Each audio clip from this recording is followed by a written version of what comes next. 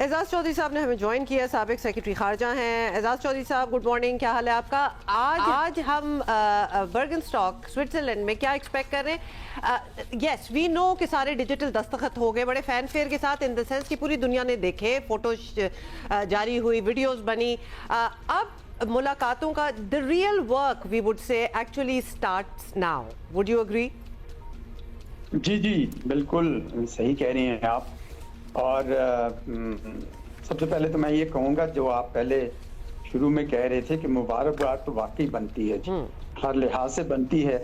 اور ہماری آنکھوں نے بھی یہ منظر جو ہے نا ماضی میں کم ہی دیکھا ہے، اور پاکستان کی اتنی پذیرائی ہو اچھا لگا. جی اب وہاں پہ جو آفیشلز ہیں وہ بیٹھیں گے اور نٹس اینڈ بولٹس اب ٹائٹ ہوں گے. وہ جو جتنے 14 نکات ہیں ان میں سے ہر ایک کے اوپر امپلیمنٹیشن پلان بنے گا، اور اس کے لیے وہ سارے آفیشلز بیٹھے ہیں. میرا خیال میں بڑا ہی امپورٹنٹ کام ہوگا، اور اس میں بھی لگتا ہے کہ Pakistan through out the process اور قطر بھی شامل رہے گا. تو میں سمجھتا ہوں کہ یہ ہمارے لیے بھی یعنی بطور پاکستان، لیکن پورے خطے کے لیے بھی اور پوری دنیا کے لیے بھی یہ بہت ہی اہم قسم کے تعلق وہ نیگوشیشنز ہوں گے. تو ہمیں یقیناً ہم سارے بڑے اس کو کینلی واچ کریں گے. لیکن دیکھیں اس کے جو بڑے بڑے نکات ہیں، جو مین نکات ہیں، ان پہ اتفاق بھی پہلے سے ہو گیا ہے. ایک لحاظ سے اگر آپ غور کریں تو جو پیس ڈیل آنی ہے اس کے تقریباً سارے جزیات اس کے اندر موجود ہے، تقریباً ساری جزیات اس میں موجود ہے. مثال کے طور پر پانیوں کا کھلا رہنا، مثال کے طور پر ایران کا نیوکلیر ویپن نہ بنانا، یا یہ کہ ایران کا ایون جو فسائل مٹیریل موجود ہے اس کو ڈاؤن بلینڈ کر لینا آئی اے ای کی موجودگی میں. یہ سب باتیں اس میں لکھ دی گئی ہوئی ہیں. یعنی ایک قسم کا پیس ڈیل کا بلو پرنٹ تقریباً سارا کا سارا ریڈی ہے. اس سے مجھے یہ لگتا ہے کہ اب اس کو روکنا جو ہے نا وہ ممکن نہیں رہا. اور صرف سوائے ایک ملک، آپ نے دیکھا پورے G7 نے بھی اس کو ویلکم کر لیا. دنیا میں میرا خیال ہے سارے ملکوں نے ویلکم کر لیا اس کو. بھارت نے بھی بادل نخواستہ ویلکم کر لیا، لیکن اسرائیل جو ہے وہ ایک واحد ملک رہ گیا، اور اس کو آپ نے خود سنا دیا کہ کس قسم کی اس کو سننا پڑی. اور باقی یہ ایک حقیقت ہے کہ اس وقت اسرائیل مکمل طور پر تنہا ہو چکا ہے، اور اس کو اپنی پالیسیز پہ خود نظر ثانی کرنا چاہیے. اور میں تو بلکہ یہ بھی سن رہا تھا کہ جب یہ تھوڑی تفصیلات جب ذرا، اور یہ میں ٹکر کارلسن کسی کو انٹرویو کر رہے تھے تو اس میں وہ کہہ رہے تھے کہ یہ تو جس طرح نیورنبرگ ٹرائل ہوا تھا نا، یاد ہے آپ کو سیکنڈ ورلڈ وار کے بعد، جس میں وہ ساری تفصیلات لائی گئی جو انہوں نے کرائمز اگینسٹ ہیومینٹی کی تھی.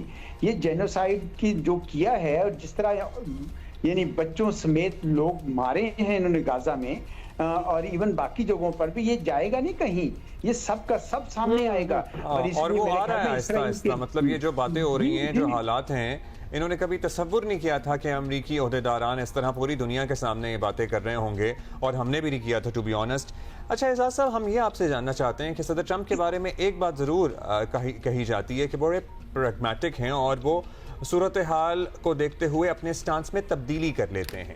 تو جب ایران کی جنگ میں ان کے اہداف حاصل نہیں ہوتے ہوئے، انیشلی جن کا اعلان کیا تھا، رجیم بھی وہیں تھی، نہیں انہوں نے دیکھا کہ اچیو ہو رہا، سو کیا آپ سمجھتے ہیں انہوں نے کوئرژن کے بجائے کامرس کو ترجیح دی، اور اس کو پورا یہ جو $300 بلین کی ڈیل ہے، اور اس میں ظاہر اپرچونٹیز بھی ہوں گی، an indirect way of investing ہے، اینڈ دین آئل مارکیٹ میں اپنی برتری کو ذرا اور اسٹیبلش کرنا، کیا اس طرف انہوں نے سوچا اور پھر اس ڈیل کی طرف گئے اور اپنی سیاسی بقا کو بھی پرائیورٹائز کیا؟ یہ بالکل آپ کی دونوں باتیں درست ہیں. ان کو نظر آ گیا تھا کہ اگر میں اسرائیل کے ساتھ جڑا رہا تو پہلے تو اس نے مجھے خام خواہ اس میں گھٹ سیٹ لیا جنگ میں، اور دوسرا یہ ہے کہ میری سیاسی قیمت جو ہے وہ بڑھتی چلی جائے گی. اور انہوں نے یہی محسوس کیا کہ اگر یہ کوئی، اگر کہتے ہیں کہ ایک برا وقت آئی جائے تو make the best of it, تو وہی انہوں نے ایگزیکٹلی کیا. اور چونکہ وہ خود بھی بزنس مین رہے ہیں تو انہوں نے وہ اپرچونٹی بھی ڈھونڈ لی. اور میں اس پہ بالکل حیران نہیں ہوں گا کہ اگر امریکہ کے اندر امریکی کمپنیاں بھی کسی وقت आके बिजनेस शुरू कर दें और खलीजी ममालिक की कंपनीज भी उसके अंदर बिजनेस करना शुरू कर दें। आप देख लेंगे अगले 2 महीनों में बिल्कुल काया ही पलट के रह गई है और उनको अब अंदाजा हो गया है कि ईरान को हमने किसी ना किसी तरीके से इंटीग्रेट करना है। उन्होंने लफ्ज इंटीग्रेट का बोला हुआ है, इकोनॉमिकली इंटीग्रेट करने की बात की है। फिर लोगों ने ये भी जब उनसे पूछा कि जनाब आप इनको कह रहे हैं कि इनके पास बैलिस्टिक मिसाइल भी छोड़ देंगे, तो आपने उनका उस वक्त भी बड़ा प्रैग्मेटिक किस्म का जवाब सुना कि भाई अगर बाकियों के पास है तो इनके पास भी तो सेल्फ डिफेंस के लिए कुछ होना चाहिए। तो मुझे ऐसे लग रहा है कि वो बिल्कुल इस वक्त प्रैग्मेटिक हुए हैं, बिल्कुल रियलिस्टिक हुए हैं और उन्होंने देखा कि इस वक्त इसमें मजीद आगे जाने की जरूरत नहीं है और इसी वजह से वो इसराइल पे ज्यादा खफा हो रहे हैं कि आप एक खराब सूरत हाल को अनलाइक रशिया जहाँ पे जंग चले जा रही है खत्म होने का नाम ही नहीं ले रही। एजाज चौधरी साहब, thank you so much for your insight और of course we are all waiting with बेटेड breath कि आज एक्चुअली क्या होगा।